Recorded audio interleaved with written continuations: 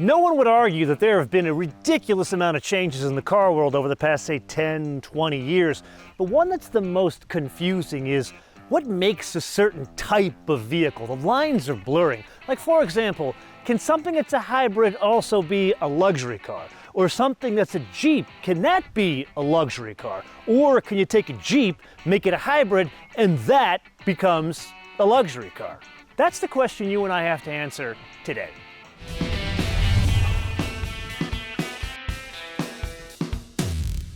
Now, this being a Jeep with two propulsion systems, you would not expect it to be lightweight. You would be correct. 5,507 pounds, or depending on how you express your weights and measures, 2,498 kilograms. Now, something odd, even with the two propulsion systems, it's only 139 pounds more than the lightest Grand Cherokee with a single propulsion system, with that sport mode. A little bit of delay there. You wouldn't expect it to be 470 pounds of torque. It feels sluggish when pushing it hard off the line in sport mode. I'd expect more when you're talking almost 500 pounds of torque that is equal to that of the HEMI Jeep that we drove, about a month ago. Now, in terms of the way it delivers power, around town, it's totally fine. The issue is how it sounds. The issue is how the engine behaves. Then there's the transmission. Here, it's an 8-speed automatic. Here, I have to take my hat off to the folks at Stellantis, Fiat Chrysler, Jeep, whatever you want to call them nowadays. And the combination of the two electric motors, a 2-liter 4-cylinder turbo engine, and this transmission, yeah, it's not exactly the most supple powertrain. If one wants craziness, yeah, get an 8-cylinder or even the 6-cylinder. But the reality is, this delivers all the power one needs in this size and type vehicle. It just doesn't sound as elegant doing it. There's a button over here on this side of the steering column, and I'm gonna go into electric mode, and here we have switched.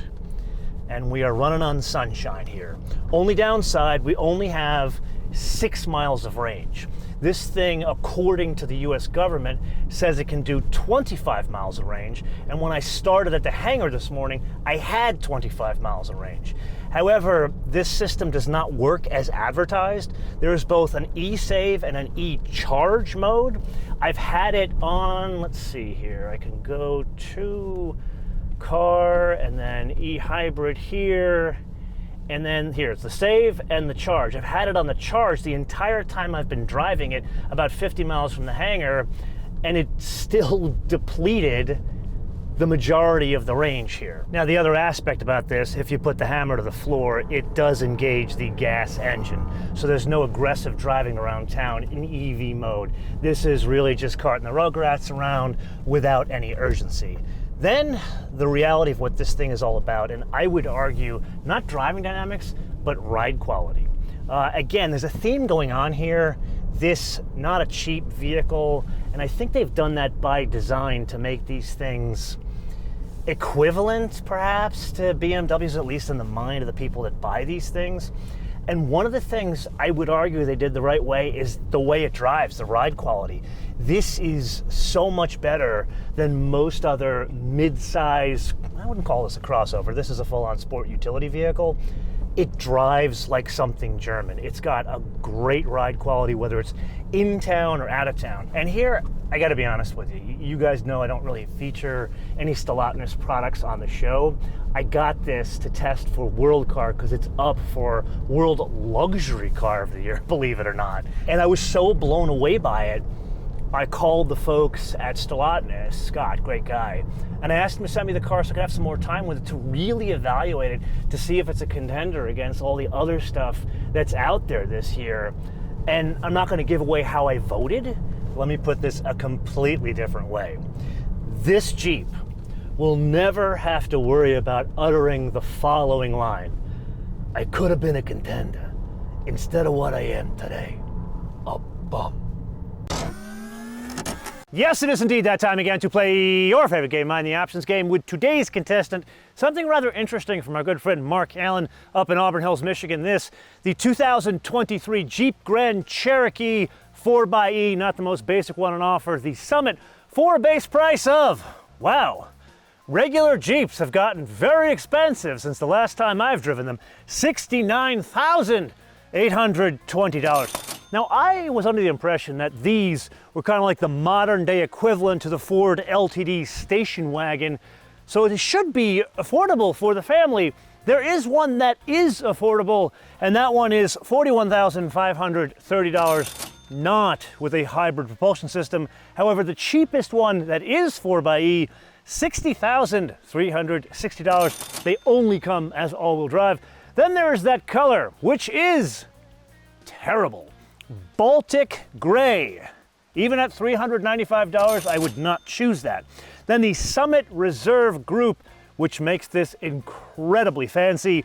That is the passenger display, the 21-inch wheels here, the Palermo leather interior, the vent seats, and the deluxe headliner. Huge difference on the inside of this car, $4,480. Then the Luxury Tech Group, which adds the wireless charger and the manual sunshades in the back. Why is this optional for $275 on a $70,000 vehicle? Please fix that. Then we press on to the Advanced Tech Group 5.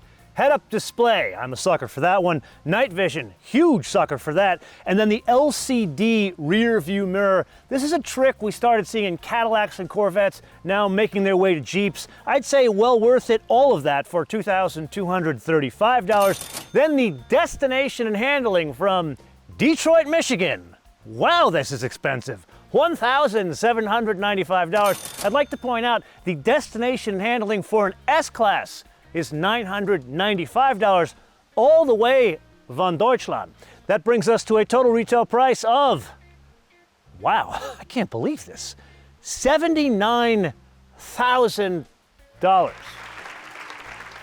for a Jeep Grand Cherokee. Okay, so let's you and I pick up on some of the bits we just discussed that make this interior incredibly special. Let's start with that headliner. Yeah, it's not officially the brand of Alcantara fake or faux suede, but it does feel like suede. There's something about stepping in this thing that's special, and you don't put your finger on it until you realize that you have the fancy headliner. That works all in conjunction with the top of the dash. It's something you would see in a Porsche Cayenne. I do not believe that is real leather, but the grain, it kind of matches leather. And that extends to the backs of the front seats. This area back here, it matches the grain on the top of the dash, which make you feel like, wow, maybe this is a $70,000 vehicle on the inside. The wood is a nice touch. I think it's fake. And then there's the UX. Here, the Uconnect, one of the best out there for a screen-based system. Yeah, I'd like a unified controller like a BMW, but overall, so easy to use. And once you understand it, and it works in conjunction with the steering wheel controls, and here, they're better than most because the steering wheel controls are not just here and here, they're behind the steering wheel for the radio and changing the band and that kind of stuff. That works in conjunction with a screen, which is optional on this one over there. And okay, I get it, you want the gimmick of the screens for the party trick, for your Rugrat kids, whatever. But here's my quarrel with it. A, it's not safe for here to have screens only, and then B, you've done such a good job making this such a beautiful place on the inside. Why have it prone to fingerprints everywhere? There is no way to interact with this vehicle, even down here where there's no screen, without getting fingerprints on the piano black. Perhaps the suggestion here is more satin finish wood even throughout the bottom of the console, and then getting away from just screens and toggle switches, which you already have here, that work in conjunction with one of the best UX systems on the planet. Perhaps a piece of advice here is for the kind of folks that would be buying vehicles like this, someone spent a lot of time loving on the inside of this vehicle, specifically with tactile feel and design, and that extends to some extent to the outside of the vehicle. So color, it's as important as the overall design of the vehicle inside and out, and here it is a crime to select dark gray with a black interior. This needs a contrast, perhaps some two-tone bits to make this interior absolutely come off the page when your friends get in the car and say, "Oh my God, this is the coolest Jeep I've ever seen." In black on gray, they're gonna like, "Oh, you bought a Jeep." So I'm going to interject about a week after the Jeep has gone back to the manufacturer with 3 observations. First, the fuel economy. The US government calls this for 25 mpg combined. In my around town driving, using it both as electric as well as hybrid, I got about 17 to 18 mpg real world. Second, I noticed when driving it in the gas mode in the canyons as well as aggressively around town, the traction and stability control systems were very intrusive, more so than other cars. However, in EV mode, that didn't happen at all. As a matter of fact, it changed the way the vehicle drove, and it wasn't like an engine torque braking thing in an electric motor, it's just the way in which it delivers power. And that brings us to the third and final observation. Earlier in this episode, I told you I wasn't able to save all 25 miles of electric range, either in e-save or e-charge mode. I don't know if it was something wrong with this specific vehicle or the inherent design of the system.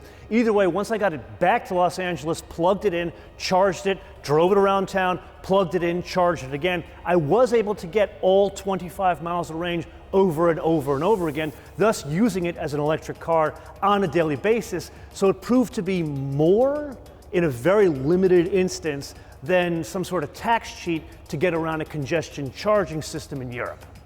And that brings us to the question we posed at the top of the episode: can a Jeep that is also a hybrid be a luxury car? Answer: absolutely yes. In fact, the execution in this case is unusually good. There is just one catch: the money.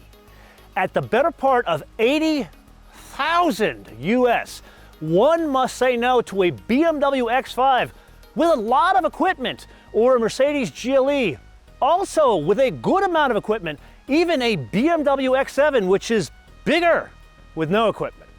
And that brings us to the wish list. Now you think, hey, plug-in hybrid, he's going to ask for more range on the battery. Of course I'm going to ask for that, but here, a much more specific case to this, a Jeep.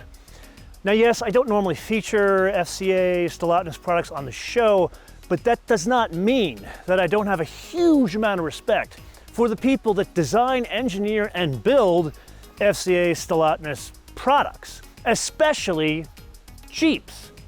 However, you and I both know, as great and as wild as these vehicles are, remember that 392 Wrangler, reliability, not their strong suit. So when you are asking me to pay A, 80 grand for something with a Jeep badge, even though it can go off-road, and B, say no to a BMW, Mercedes, a Lexus in the process, that is not an equation that computes.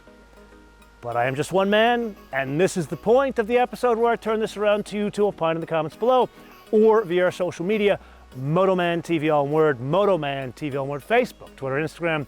And with that, if you got value out of this episode, I would greatly appreciate you sharing these episodes with all your friends on your socials, clicking subscribe, and of course, notifications. Till I see you in the next episode, Bish Beta.